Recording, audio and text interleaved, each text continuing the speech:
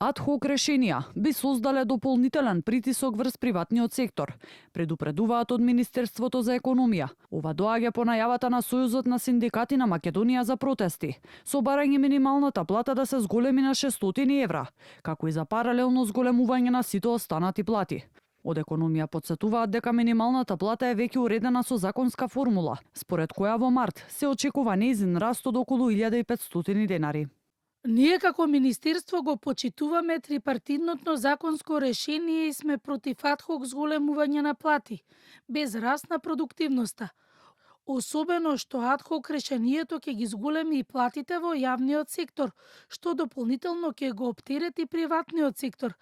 ССМ се согласува со Законот за пресметка на минимална плата, чија формула ги опфаќа и трошоците за живот и во март ќе има редовно зголемување согласно официјалните податоци. Велат од Министерството за економија и труд. Од Конфедерацијата на слободни синдикати пак велат дека ќе почекаат официјална покана за присуство на протестот од страна на ССМ, пошто нивните органи и гранковите синдикати ќе донесат одлука дали ќе присуствуваат.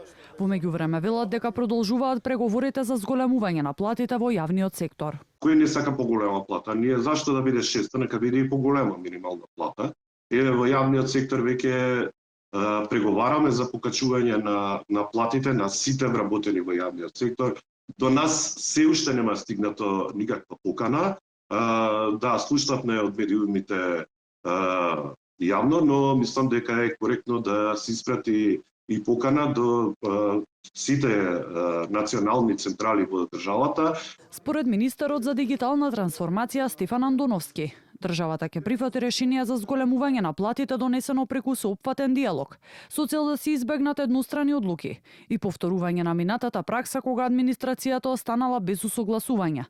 Потребата од диалог ќе истакне и директорот на Фондот за здравствено осигурување Клековски, кој најави процентуално зголемување на платите во јавното здравство од март, со цел да се направи поголема разлика меѓу платите на понискиот кадар и докторите.